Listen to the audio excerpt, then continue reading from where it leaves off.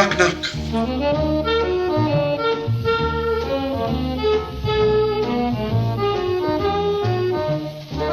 I'm going fishing this afternoon. I'd like a drop beforehand. Even when he's playing very difficult characters, something about them is charming, something about them is convivial. You can imagine a night out with him would have been splendid. I was hoping someone other than myself would say that. He is the kind of actor who's been able to move from film to theatre to television with absolute ease. This is my work! My life's work! I'm an actor!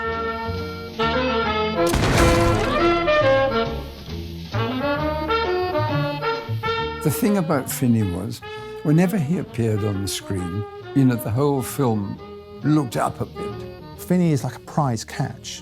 If you can get him in your film, you've got a mark of quality. Let the games begin.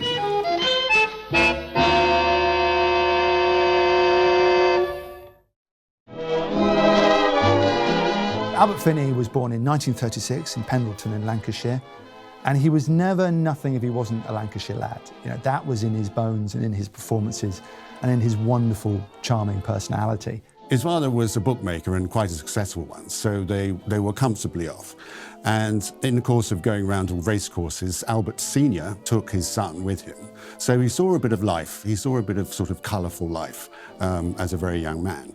He talks about a working class upbringing, but never an unhappy upbringing. I think he enjoyed life. He went to Salford Grammar School, but he wasn't very successful there. He said he thought it was an imposition on his childhood to work. But he was encouraged to act in the school plays by the headmaster, Eric Sim. And Mr. Sim said, "You've really got talent here." And he introduced him to RADA.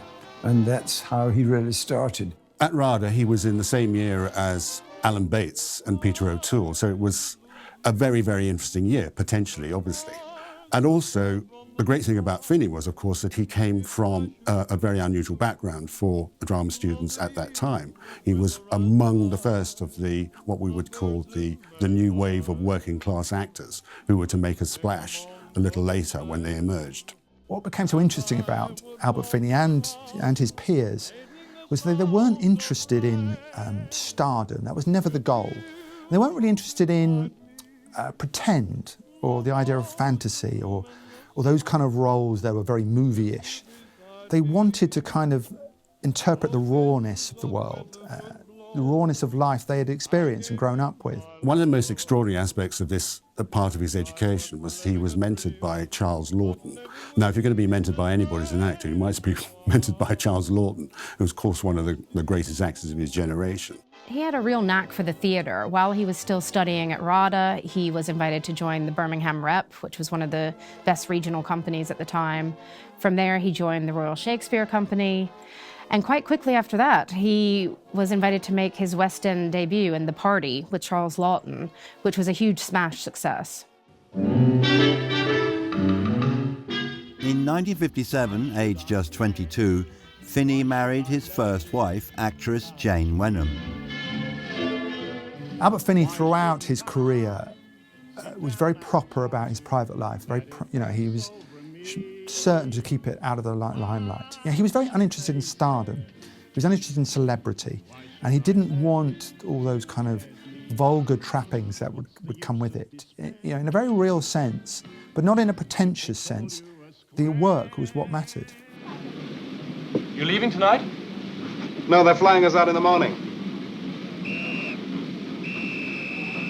Well, it's nice of you both to come and see me off. Off to defend the Empire, you My queen and country need me. I wish I could think it was funny. Ah. Oh, Gene, give him a break. He'll be all right. Gene's always taken everything seriously, haven't you, love? I've always taken it as it comes, but not Jeannie.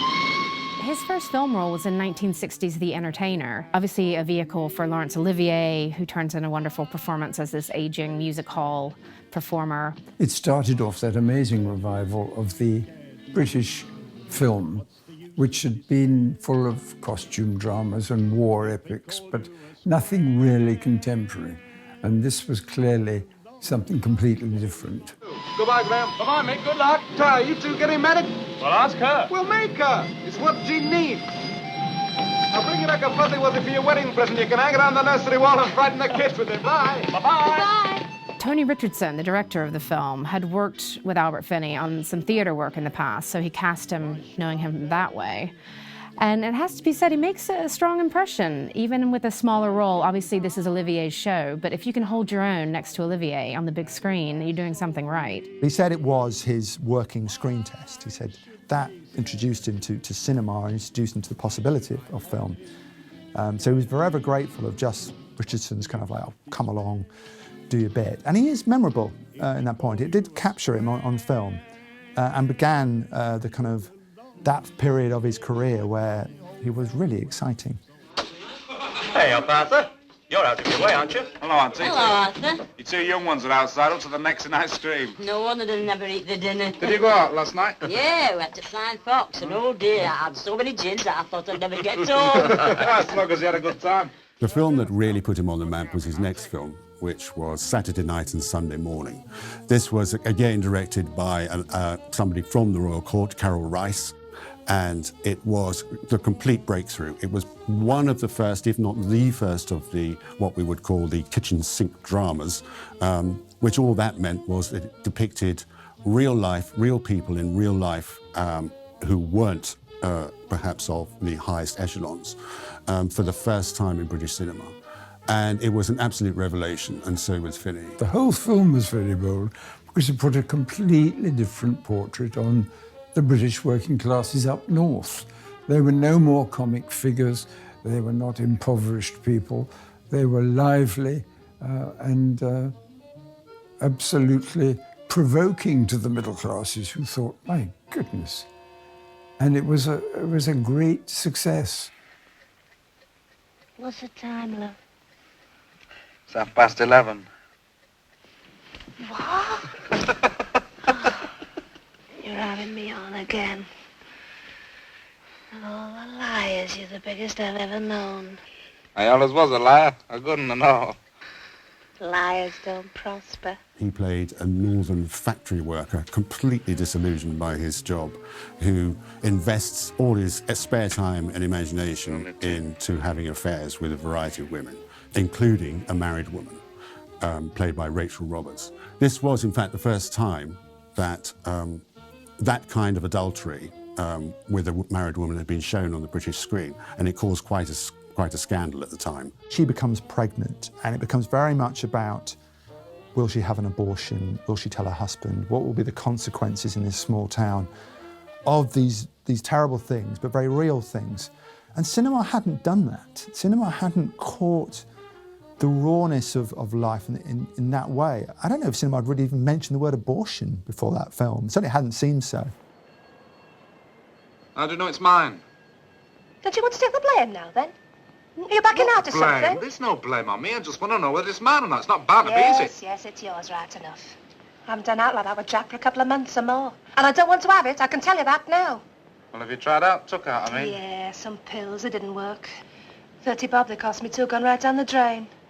You know, it really was pushing hard at the envelope, not because it was sort of salacious or sensationalist anyway, because the message was, that's what life is. These are the things, the materials that make us who we are. He's just so wonderful in this film. The only problem was, people thought he must be, oh, this new actor must be exactly like his character Arthur. And in fact, he was quite different from him, and much quieter, more reserved in real life. Look, I'll go and see my Aunt Ada. She'll know what to do. She's had 14 kids of her own, and I'm sure she's got rid of as many others. I hope she will know something, love. Because if I don't get rid of it, there'll be a hell of a row, I can tell you that. Don't worry, love. You'll be as right as rain in a week or two. We'll go and see about it tomorrow. Okay.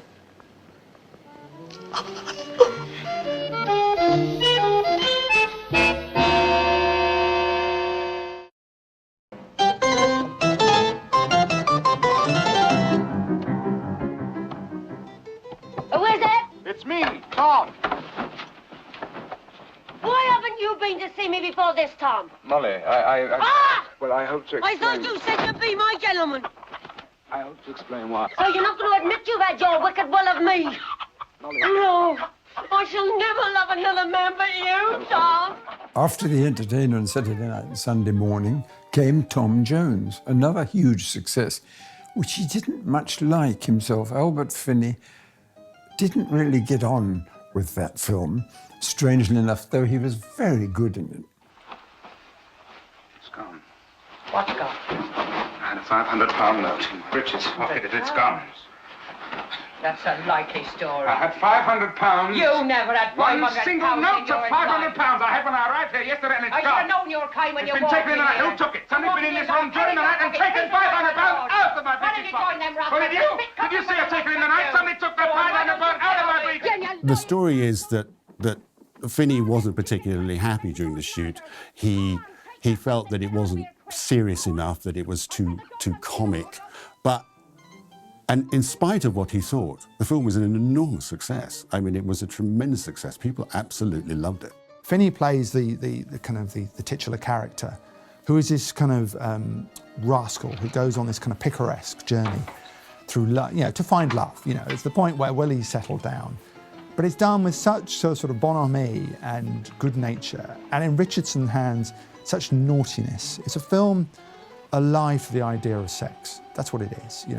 Every time you see anyone eat in that film, it's a metaphor. It has certain things in it that have never been seen before in British cinema, like him and his lady love eating a meal together in the most erotic manner. That was an amazing scene. He creates this vigorous young character who often breaks the fourth wall and addresses the audience. Your father asked us all to supper. I came early to ask if you could help Molly, Black George's daughter. Oh, yes, Father told me the story. He stole a sheep, didn't he? Black George is a poor man with big hungry daughters to feed. Most hungry I can vouch for it. Well, I have a maid already, Tom, but I'll see if I can do anything. Good, good, good. And he would be Oscar nominated. And it's one of those great Oscar nominations for a comedy and for something that isn't necessarily realistic. I mean, most actors, of course, would have jumped to the chance of going to the Academy Awards, but not our Albert. He decided to go on holiday somewhere else instead. When asked why, he said, he was very honoured and everything like that to be nominated, but 6 hours without being able to smoke or drink. He said, it's not my cup of tea. In 1965, Albert Finney, along with friend and fellow actor Michael Medwin, set up Memorial Enterprises, allowing Finney to create and produce his own work. He wanted to be creating his own material. He wanted to be able to bring things to the screen that interested him. It was quite a simple mission that had great results. And out of Memorial Films came Two for the Road. This must be very near the Garden of Eden. Ah. Do you know what marriage is? You tell me and see if we're thinking of the same thing. Marriage is when the woman asks the man to take off his pajamas. And it's because she wants to send them to the laundry. Two for the Road is a really wonderful romantic drama. It's starring Albert Finney with Audrey Hepburn. There are some rumors that they might have had some off-screen liaisons as well. Whatever the reason, the chemistry is magical between them and this film. It's just this bright, colorful, they're going through the south of France, a road trip. There's just a real chemistry between them, and in lesser hands, with lesser actors, I think it could have been a slightly cheesier film, or maybe not quite work, a bit too sentimental, but the pair of them, their chemistry, and the way that we sort of see the relationship through various stages really elevates this film. How is that? Painful! That was out, you pregnant sow. Plumb out, leg before driftwood. Pregnant what? Pregnant sow. Pregnant what? Pregnant sow.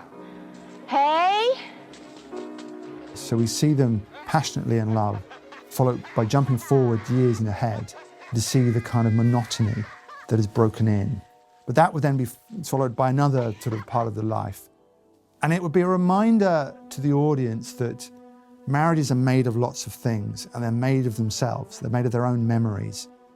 And what's kind of brilliant about it, I think, is that through the performances and through this kind of really clever structure, you understand that even if they have become dull as a couple or fixed as a couple, that's a magnificent thing they've created, this marriage. It's full of all these other things. And actually they are a partnership. Do you want a divorce? Why do we keep on with this farce? Is it bloody worth it? Is it? No, it isn't. It was your idea. You wanted it. And I got it.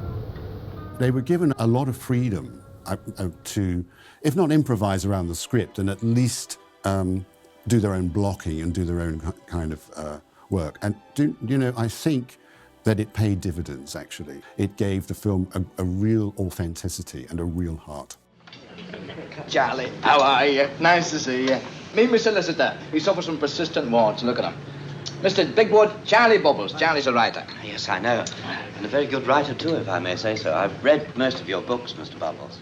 One of the films that Michael Medwin produced and Albert Finney directed for the first time, and in fact the only time, was Charlie Bubbles. It's a lovely film. It's very redolent of his background. I mean, there's wonderful shots of him attending Manchester United football matches, which of course he was in reality a great fan. So you see the actual players and you see him sort of watching them. What's that? It's the gasworks. What's that? The colliery, I think. You think, don't you know? I've never been up here at this time of the morning. Mr. Bubbles! What I love about it is you see the North through Finney's eyes, and through slightly guilty eyes, I think, that I'm the lucky one. I'm the Saturday night, Sunday morning guy who got away, who did it and succeeded. And I think it frames with that film very interesting things, bookends that period of his career really nicely.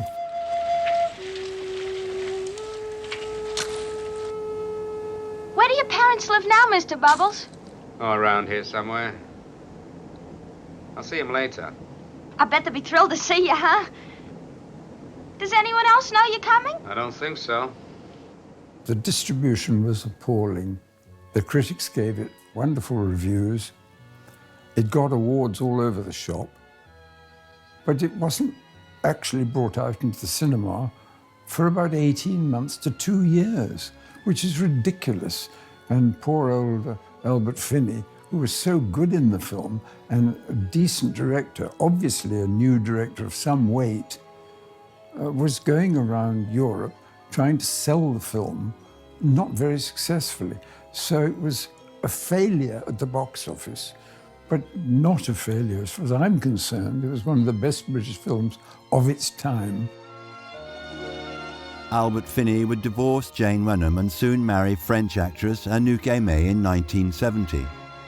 After the divorce from Jane Wenham, he married Anouk Aimée, who was a big French star at the time, and it was a kind of liaison people thought was rather odd, British classical actor marrying a French star.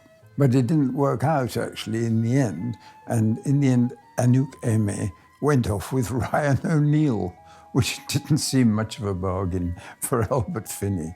And he and the divorce happened in about 7 years of marriage. Get away from me, you scavengers! Blimey, who's he? That's Father Christmas. A plague on Father Christmas! And he sends his best to you too, Governor. Get out! Now, Father Christmas! Humbug. Scrooge in 1970 is directed by Ronald Neame. It's something of an odd project. It takes Dickens' A Christmas Carol's classic story, turns it into a musical, which is in itself a little bit unexpected, and then casts Albert Finney as Scrooge. And that's also quite unexpected. We hadn't seen him singing, certainly not dancing in his past films, but of course when he was trained at RADA, I'm sure he would have learned those skills, and it was said he had quite a nice baritone voice. Life is full of cretinous wretches, earning what they're sweating as fetches, empty minds whose pettiness stretches further than I can see. Little wonder I hate people and I don't care if they hate me. To see him actually break out into this kind of entertainment, good as it was, I mean, it's not, you know, it's not without value, was a real surprise. What was even more surprising was how good he was at it. Bye-bye! What day is it? Today? Today! Why, Christmas Day, of course. It's Christmas Day! I haven't missed it! It was a success, even though he was tempted to leave the set sometimes because he felt once again that he wasn't really acting at his best when he's doing song and dance. Scrooge actually earned 4 Academy Award nominations and 5 Golden Globe nominations, and Albert Finney won the Golden Globe for Best Actor in a musical that year. I only hope you, my only love, you.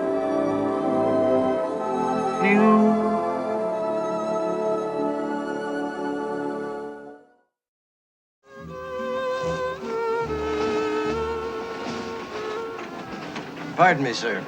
I wonder if you could oblige me with a light. Certainly. Thank you. My name is Ratchet. Do I have the pleasure of speaking to Mr. Hercule Poirot? The pleasure, possibly, Mr. Ratchet. The intention, certainly. You asked me for a light. I offered you one, and you have not used it. One can't deduce that without acute mental exhaustion. In 1974, Finney would take on one of the world's most famous roles in an Agatha Christie classic. Well, Mr. Poirot? Poirot. How's that? Poirot. Oh, Poirot, right. Murder on the Orient Express has this amazing all-star cast. People like Vanessa Redgrave, Ingrid Bergman, Sean Connery, Albert Finney, of course. It's really a really wonderful film. It was a huge box office hit. Agatha Christie herself said that Finney's portrayal of Poirot was as close as she could possibly have imagined it. It's the only one that she's really, really liked. By the time of the murder, Ratchet was too drugged to cry out or defend himself with this. But how did you guess that? I didn't. He showed it to me when he offered me $15,000 to be his bodyguard, and I refused. Was I to have accepted? The film is very funny, but never recognises that fact. The way he uses his moustache, the way he brings this kind of fury into his voice, the annoyance that Finney does with the character, he's quite magnificent. What he caught with Poirot, and he balanced it perfectly, was the poise between his intellect and his vanity. And it is so funny. It is so funny because you can tell in virtually every scene that these things are warring inside him. You know, going to bed with a little hairnet and things like that or whatever. Is that to keep his hair nice or is it to keep his brains warm? I mean, you know, you just don't know. He's absolutely gorgeous in it. Now, I came to various conclusions. The clumsy cliché of the smashed watch registering 1:15 had been done deliberately to excite my disbelief. And since Mr. McQueen had over-emphatically said that Ratchet spoke no languages, I was being deliberately maneuvered into believing that Ratchet was already dead when a voice cried out from his room in French. By the end, by the great scene where he gets them all together in the room to talk us through the solution, to tell us who actually killed them, and I won't say who it is. What is fantastic and what is slightly elevated about the whole thing is it is Albert Finney getting all these stars to shut up. None of them get a word in edgeways. You know, it's a room full of the biggest stars in the world, and that scene is all about Albert Finney and the fun he has with it. I repeat, a repulsive murderer has himself been repulsively and perhaps deservedly murdered. The next film that I really adore is The Dresser, in which he plays Donald Wolfett, really, who was an actor-manager of the old school. And Tom Courtenay plays the dresser, the man who looks after him throughout. A very difficult job indeed. I have nothing more to give. I want to drink, senility. I'm a grown man. I don't want to go on painting my face night after night, wearing clothes that are not my own. This is my work, my life's work. I'm an actor. But who cares if I go out there tonight or any other night and short my life? Finney is absolutely wonderful in this role, as is Tom Courtenay as his dresser. They trade off each other beautifully. And it's really this two-parter in many respects between the truth of the relationship with this arrogant, egotistical old actor who barely doesn't know what he's about to perform that night, and the long-standing dresser who has come to resent, his place in life. We are none of us strong enough for a change of caste. You can never be properly paid in pectora, I name you friend. The debt is all mine. And I shall find a way to repay you. I must settle all my debts. Oh, stop it, you're making me tearful. God, your breath smells of stale tights. This film lives and dies by the chemistry between these two great English actors, feeding off of each other. It could all fall apart if the actors don't work together, and they are just so wonderful together, and I think this will always be the pinnacle of The Dresser. What's the play tomorrow? Richard III. Oh, not the hunchback again. Who planned this tour? You did. Whenever it's on the box, I try and watch it again. It's a terrific film. And some people say, oh, it's very ordinarily directed, but I don't think so. I think it was absolutely perfect because it showed two actors absolutely at the height of their power, and you couldn't ask for more than that. But no, there is something wrong. I know, senor. You have no socks.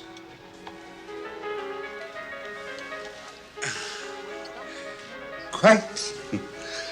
No socks.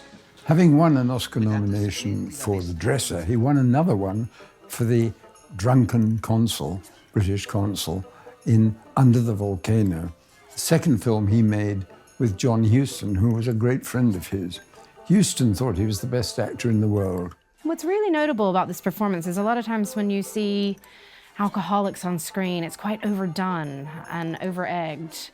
And it's actually quite a delicate performance and a sort of fragile man that he's portraying. Look here, dash it all. You must be terribly tired, Yvonne. Let's not walk. Let's sit and wait for a taxi. No, not at all. I would think that you're the one who's tired. Oh, no. Oh, fine here. Glad to get some circulation going in the old legs. What you have to again admire is that the endless cliche of the drunk, the endless kind of the slurring and the tipping of the glass. He's not interested in that at all. When someone is drunk and someone is an alcoholic, they don't act drunk, they act sober. It's just the sober isn't right. You can tell it's not right, you can tell it's a broken right. And that's what comes across, that sense of reality of that he's poisoning himself, that he can't escape it. I say, what's the matter here? Nothing. Absolutely all right. All right? We're lying down in the middle of the road. All right, just the same. Thank you very much. A lot of observers have said that, if you want to know how to play drunk on screen without being over the top, that is the one role you should study. That is the one perfect alcoholic role. And I think they're right. I think he never oversteps the mark. He gets everything right. He gets the sort of right down to the little tics and mannerisms and nuances and the way you look at people and the way you try and hang on to your respect, even though you're sort of falling to bits. It's an extraordinary film, an extraordinary performance. So you want to kill him? For starters.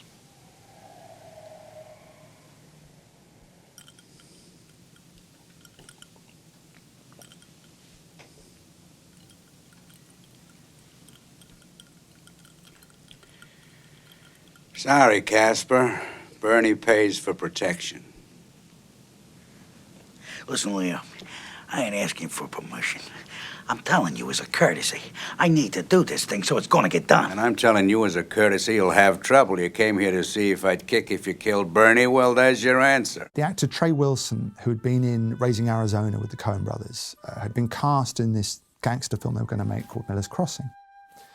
But tragically, about a few weeks out from filming, Trey Wilson died of a brain hemorrhage, quite shockingly. And the Coen brothers were facing not being able to make the film at all.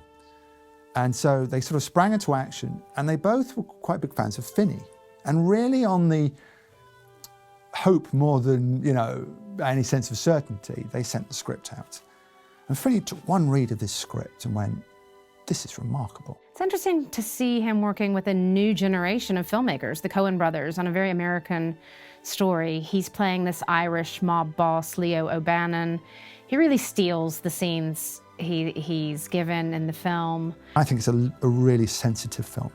For all the language, and it's full of these wonderful hi-hats, and it's this wonderful kind of patois that the Coens create.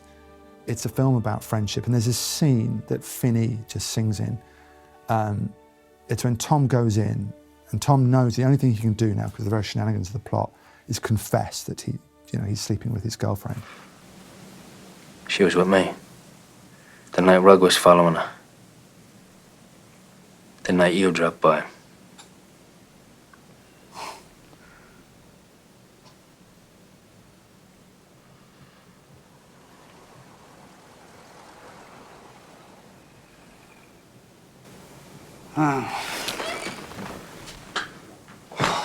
This whole film, I think, is wonderful because of its sort of all the plot twists that keep you guessing, and it's very smart. And it's also just this rat-a-tat-tat style dialogue that the Coens can write. And it's wonderful to see Albert Finney working with material like that. Glad he came, Tommy. I guess, He's taking the car. Huh?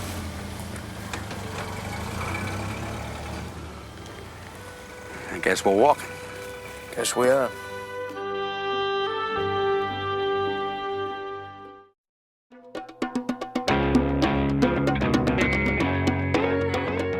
Aaron, how's it going?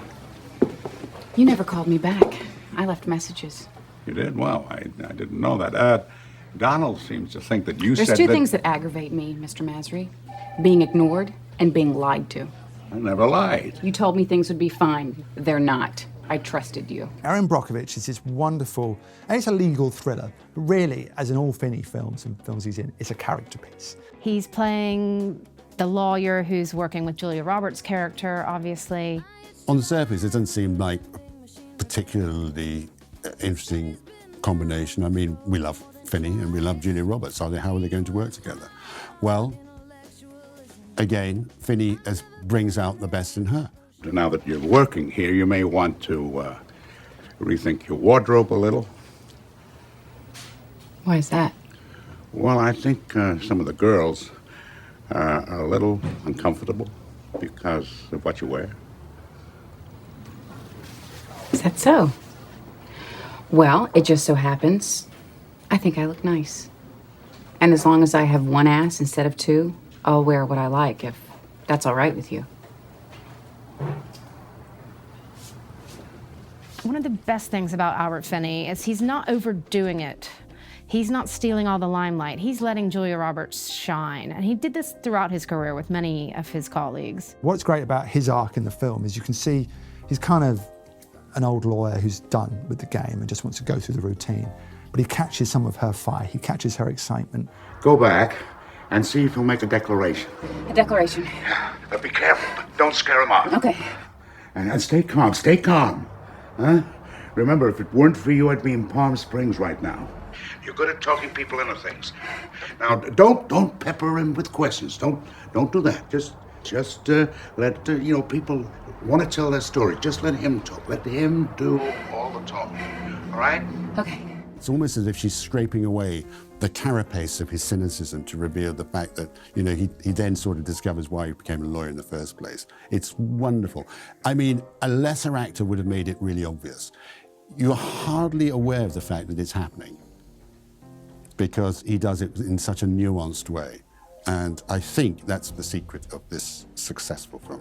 For all her romantic roles, I think he was her best opposite man. For all the kind of big guys she played with, the Clooneys and the Richard Geres, I would watch Erin Brockovich over those. I really hate you sometimes, you know that. Oh, you love me. Even with his booming film career, Albert Finney was also quite active in television. He was in 2 of Dennis Potter's final plays adapted for TV. He went on to play Winston Churchill in A Gathering Storm, which won him a BAFTA. Come on, Will, everyone loves that story. No, Dad, they don't. I don't love that story, not anymore. Not after 1,000 times.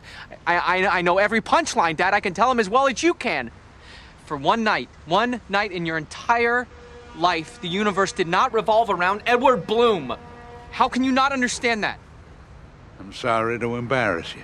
You're embarrassing yourself, Dad. You just don't see it.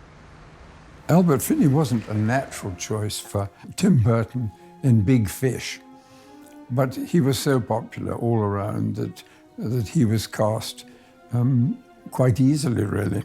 Burton was wise in his choice. Big Fish is the story of fathers and sons, and it's a story of this eccentric old character who's sort of on his deathbed, or getting on that way. Your mother-in-law was never supposed to marry me. She was engaged to somebody else. I never knew. Will never told you? Probably just as well. He would have told it wrong anyway. All the facts, none of the flavor. Albert Finney and Ewan McGregor play the same character. Ewan McGregor is the young man in the film, and Albert Finney is the older man. Tim Burton thought there was something that was very much familiar about both of them, that they sort of dovetailed very well. It's one of Burton's most grown-up films and interesting films, and was just another reminder that Finney had something effortless about him, you know, that he could come into a film and just sort of elevate it. It may not mean anything to you, but I want you to know that I really do love you. And I'm sorry. I'm just so sorry. I'm sorry I wasn't able to be the son you wanted. Albert Finney is one of the stars of Sidney Lumet's last film, Before the Devil Knows You're Dead. And this is a really fitting swan song for Lumet. It's a crime heist drama, but also really delves deep into some characters. Albert Finney is playing the father to Philip Seymour Hoffman and Ethan Hawke's characters. There wasn't supposed to be any gun. She wasn't supposed to be in the store. Everything just went wrong.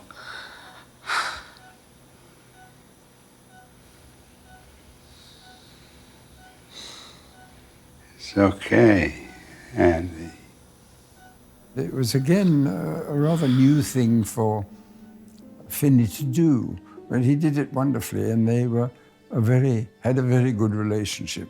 Everybody knew that Sidney probably wouldn't be making many more films after that, and they hailed the film as the last film of a veteran whom they hadn't always appreciated, but now they did, and I think Finney did too. Hello, Jason.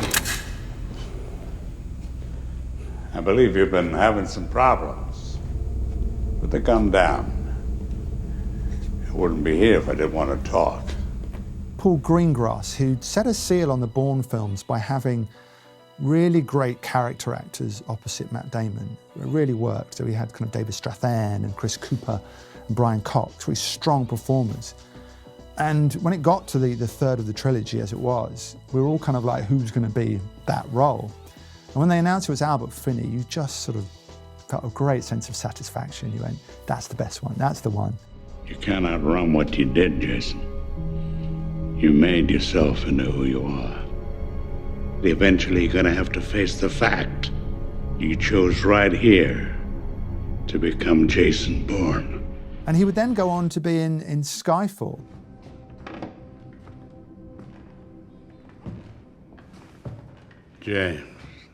James Bond. Good God. Are you still alive? It's nice to see you, too. When he appeared in a Bond film, they actually didn't want him for the role at first. They wanted Sean Connery to play this bit part in Skyfall. And then they thought, no, this is rather ridiculous. You can't have Bond playing a bit part. It would just be too much. And they chose Albert Finney instead. What are you doing here? Some men are coming to kill us. We're going to kill him first. Then we'd better get ready. The whole film is sort of about legacy, where Bond came from. And Finney's character represents a sort of ghost of Christmas past and future for Bond as he comes back to sort of hide out with M. It's sort of fun to see him popping up in this role, but he also just blends into the character a bit. If you're not really sure it's Albert Finney, behind all the beard, you might still be wondering, like, is that the eyes? Is that Albert Finney? Now, remember what I taught you, don't let it pull to the left. I'll do my best.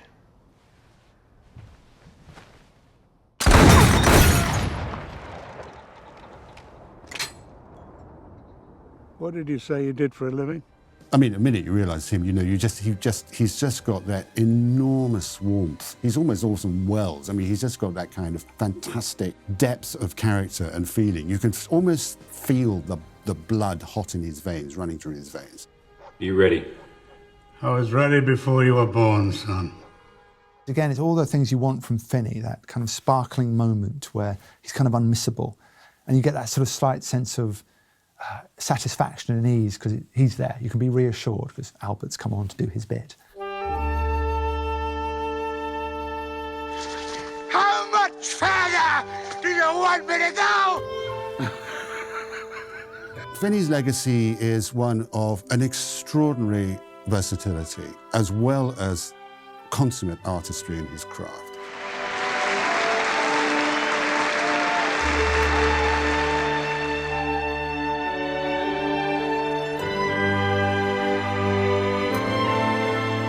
Albert Finney's legacy is of one of our great actors who refused the possibility of stardom because he was more charmed by the possibility of acting. Come on, darling, give.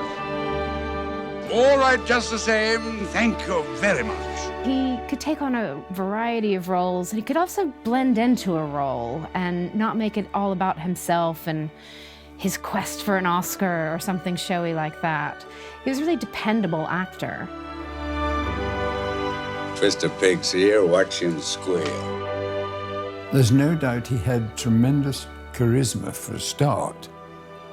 And he was one of those British actors who didn't try to be the great actor by any means. He actually took on parts that he liked generally, and he made them his own.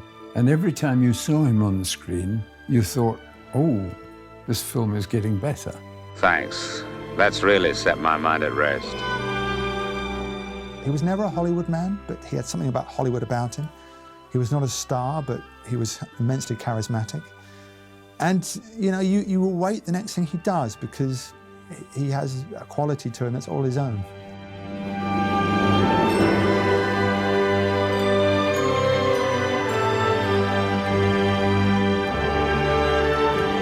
It's always a pleasure to see you, gentlemen. Cheerio. Yes. Goodbye, everybody. Farewell. Adieu.